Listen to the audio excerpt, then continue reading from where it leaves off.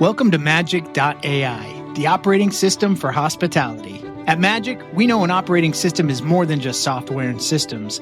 It's about people, because hospitality is nothing without them. So supporting the hospitality community is our number one goal. I think there needs to be more of a support system.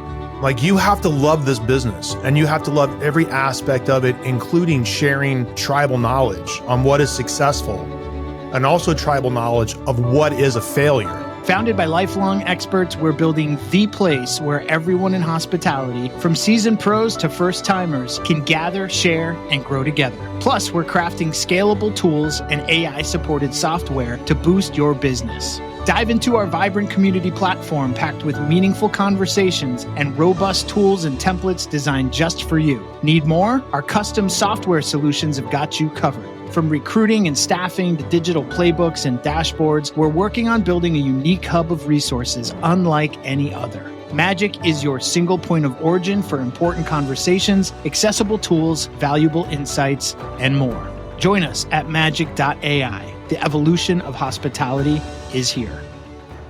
People try to sort of leapfrog into like a sous chef role. I mean, jumping Before into, they're ready for it. Yeah, before they've really gone in, honed their skills in a very fast-paced environment and actually put them to use.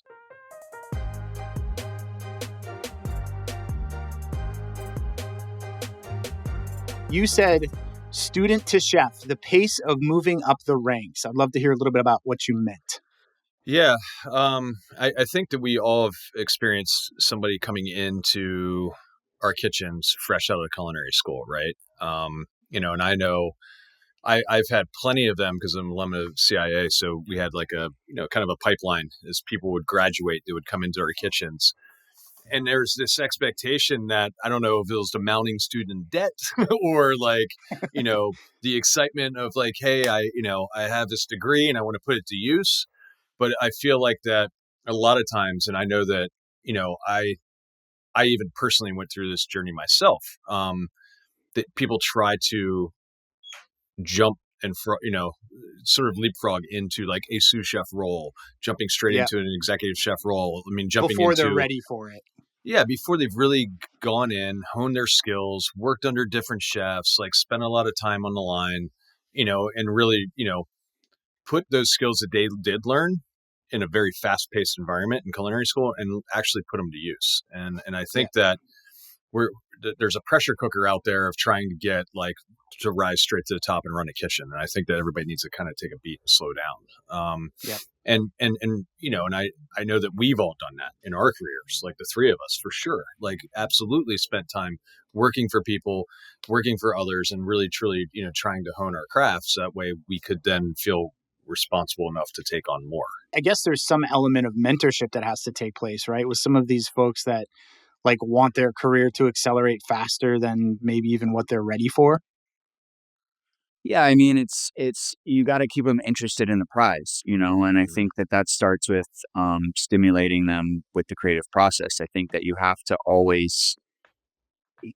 to spend more time with your individual team members now, I think, than you ever have, where before, like, you were addressing the entire kitchen and everyone was sort of absorbing the information and then it becomes contagious. I think now more than ever, you almost have to make a personal connection with every single person on your team. And so that goes back to old school hospitality. Like, I remember one of the first chefs I ever worked for, he would walk up to you in the morning and talk to you about something that had nothing to do with your day. So he would know something personal about every single person on his team, whether it be like, hey, you love football, so you come in and you make that connection in the morning, like, hey, how did your team do yesterday? And then it's like, oh, great, chef, thanks for asking. Okay, I need you to peel 150 pounds of asparagus now.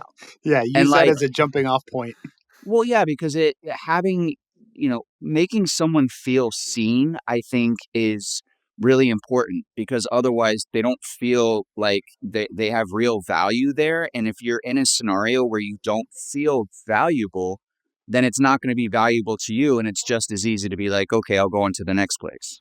Yep. And I think that you have to find those little opportunities to build a conduit between you and your individual team members, and more specifically, gain their trust. It used to be like, we have to trust that they're going to come in and do a good job. And now that's not the dynamic. Now it's, the people that are on your team need to trust that you're going to give them something for their time, for them being there. And I think that, there's an opportunity there. I mean, you never know who you're talking to. You never know what they've gone through in life, and you never know that you could be changing somebody's life by just having those little conversations. 100%. 100%. But they still also, going back to the 150 pounds of asparagus, they need to experience that, before they're asking somebody else to do that themselves, and I think that is what I think is really important for these young cooks and chefs as they come out, or even career changers. They might not be, to really spend the time, doing the mise en place, we're doing the digging in, do the work, working on the line, right? And I think that's just something that people are losing sight of now.